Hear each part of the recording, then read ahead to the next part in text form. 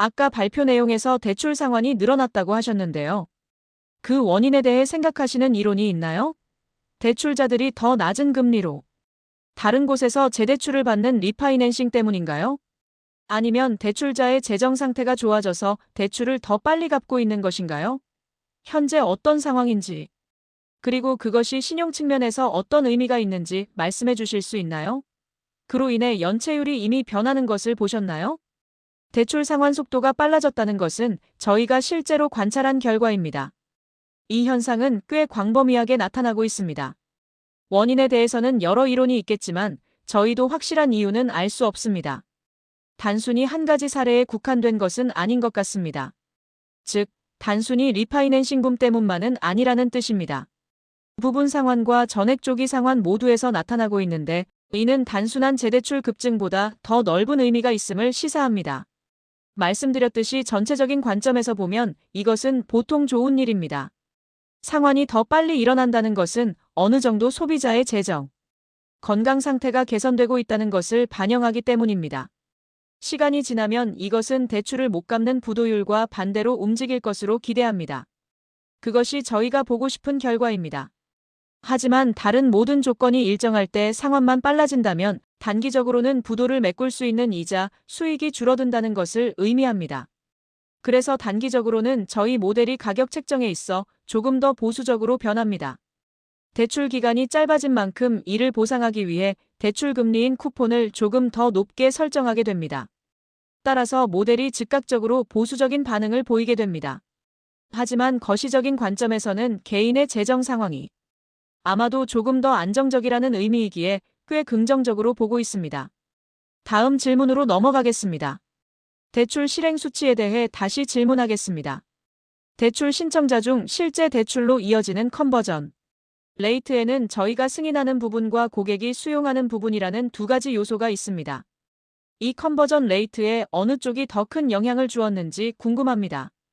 그리고 대출 신청 흐름을 보실 때 다른 대출 상품과 가격을 비교해서 보여주는 비중이 어느 정도인지 파악하고 계신가요?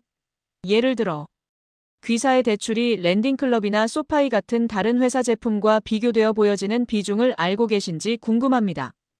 이 질문을 드리는 이유는 지난 분기에 그 두 회사의 대출 실행 추세가 매우 강했기 때문입니다. 시장의 점유율 변화가 있었던 것인지 아니면 귀사의 모델 때문에 한 손을 묶고 싸우고 계신 것인지 파악하려고 노력 중입니다. 도움이 될 만한 내용을 알려주시면 감사하겠습니다. 그리고 후속 질문이 하나 더 있습니다. 네, 답변 드리겠습니다. 컨버전 레이트의 변화는 주로 저희 모델의 보수적인 수준과 관련이 있었습니다. 즉, 주로 승인율에 반영되었습니다. 누군가를 승인해서 거절로 바꾸면 그 사람의 상대적 컨버전 레이트는 100% 하락하기 때문에 이것이 가장 민감한 지표입니다. 그래서 이 지표가 가장 민감하고 해당 기간의 변화를 주도했으며 이번에도 그런 일이 일어났습니다. 그렇다면 신용도가 매우 높은 슈퍼프라임 고객들을 거절하고 계셨던 건가요? 그 분야에서 어떤 민감도가 있다고 말씀하신 것 같은데 그렇게 이해하면 될까요? 아니요, 슈퍼프라임 영역에서는 거절이 일어나지 않습니다. 그저 신용 스펙트럼의 끝에 있는 분들을 위해 금리가 조금 올라갈 뿐입니다. 거절이 많이 발생하는 곳은 신용 스펙트럼의 반대편인 저신용자 영역입니다. 그래서 이 두 가지가 합쳐져서 전체적인 컨버전 레이트가 낮아지는 결과로 나타납니다. 한 가지만 더 여쭤보겠습니다. 힐락 제품에 대해서인데 아직 초기 단계이지만 기존의 핵심적인 대출 상품과 비교했을 때 첫날의 경제성이나 수익률인 테이크 레이트를 어떻게 생각해야 할까요? 과거에 저희가 언급했듯이 테이크 레이트는 건강한 수준이겠지만 개인 대출인 PL보다는 조금 낮을 것입니다. 하지만 대출 규모는 훨씬 큽니다. 정확한 수치는 아직 모르지만 테이크 레이트는 대략 절반 정도라고 생각하시고 대출 규모는 확실히 2배가 넘을 것이라고 보시면 될 것 같습니다. 마지막으로 UMI 지수에서 보이는 것과는 별개로 귀사의 장부에서 신용성과 측면에서 특이사항은 없다는 것이죠. 맞습니다. 저희는 매우 뛰어난 신용성과를 보았습니다. UMI 지수를 만든 이유 자체가 적절한 조정을 하기 위해서입니다. 또한 시장의 다른 회사들이 이 시기에 더 높은 성장률을 보이고 있는 부분에 대해서도 말씀드리겠습니다. 저희는 당연히 그들의 금리 이면에 무엇이 있는지, 그들의 모델이 어떻게 생겼는지, 그들이 보는 신호에 얼마나 빨리 반응하는지 모릅니다. 하지만 대출 사업의 특성상 항상 성장할 수 있는 방법은 있습니다. 저희의 관점은 모델이 항상 옳다는 것입니다. 모델이 어떤 가격에 무엇이 승인되는지를 알려줄 것이고, 저희는 모델을 무시하지 않습니다. 그것이 저희의 방식입니다. 제가 듣기로는 귀사의 모델이 실제로는 괜찮은데 위험하다고 잘못 판단하는 폴스 네거티브 오류를 일시적으로 낸 것 같네요. 상황은 몇 달 전 모델에 나타났던 것보다 더 좋아 보입니다. 폴스 네거티브인지는 알 수 없습니다. 모델이 본 것을 보고 가격을 책정한 것이 나중에 저희에게 도움이 될 수도 있습니다. 그래서 그것이 어떤 의미에서든 반드시 틀린 판단이었다고 할 수는 없습니다. 모델은 끊임없이 학습하는 시스템입니다.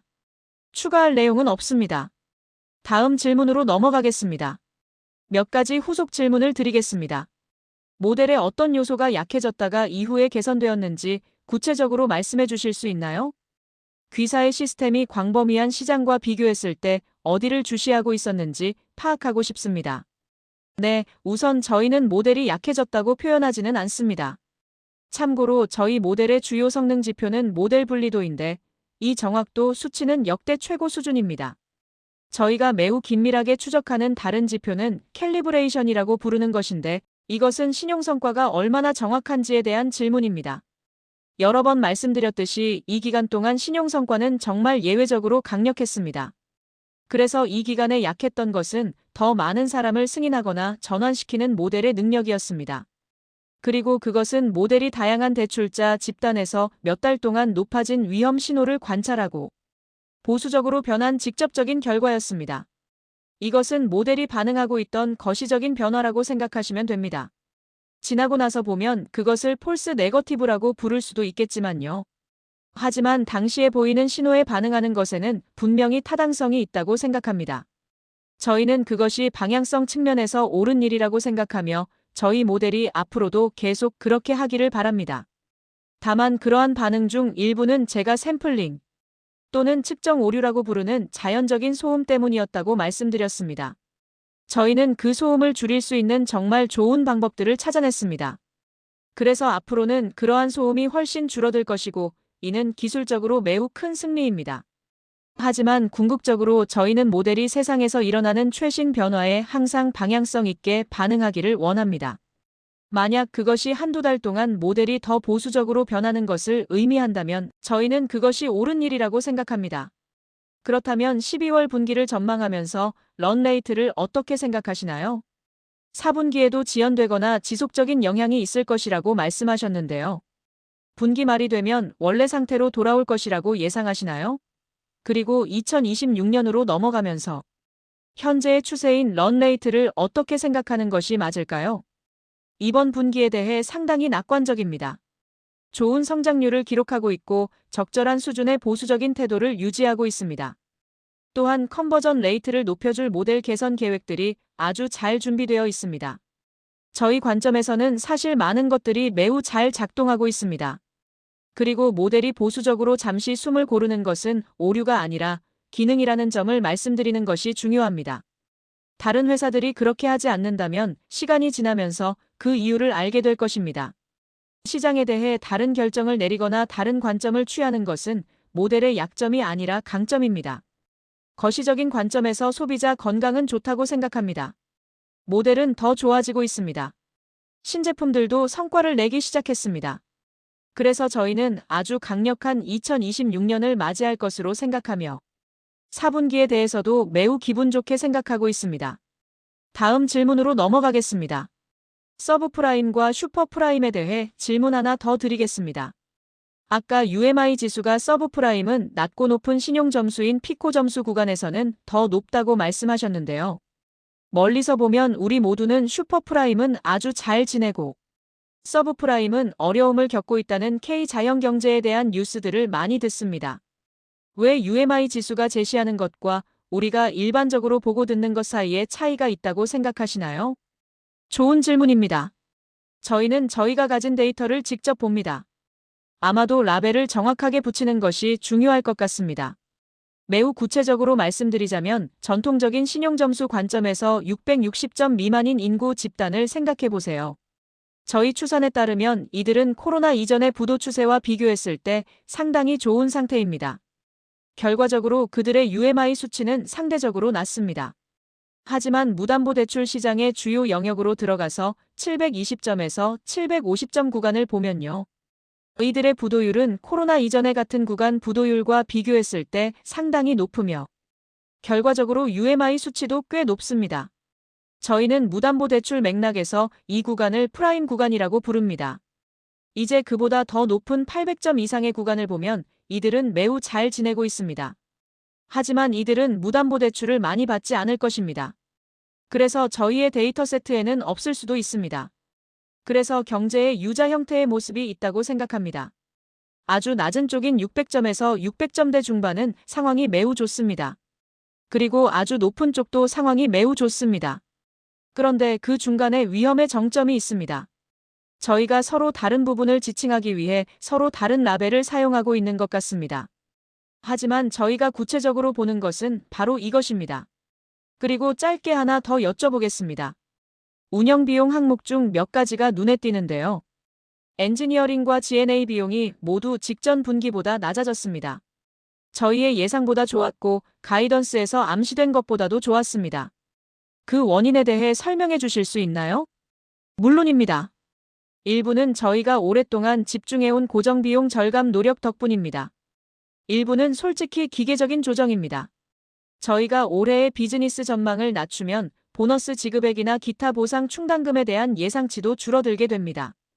따라서 실적 전망이 낮아짐에 따라 고정비용 기반이 줄어드는 기계적 조정이 발생하며 이는 설계된 대로 작동하고 있는 것입니다. 다음 질문으로 넘어가겠습니다. 첫 번째 질문은 일반적인 무담보대출의 용도에 대해 말씀하셨는데요. 귀사의 힐락대출은 평균 5만 5천 달러에서 6만 달러 정도인 것 같습니다. 이 대출은 어떤 용도로 쓰이나요? 주택담보대출은 일반적인 목적의 대출입니다. 사람들은 많은 이유로 이 대출을 이용합니다.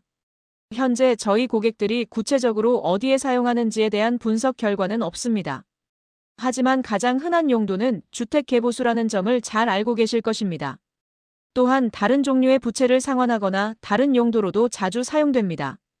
그래서 저희는 힐락과 개인대출을 일반적인 자금 용도라는 측면에서 서로 대체 가능한 상품으로 생각합니다. 금리나 절차는 조금 다르지만요.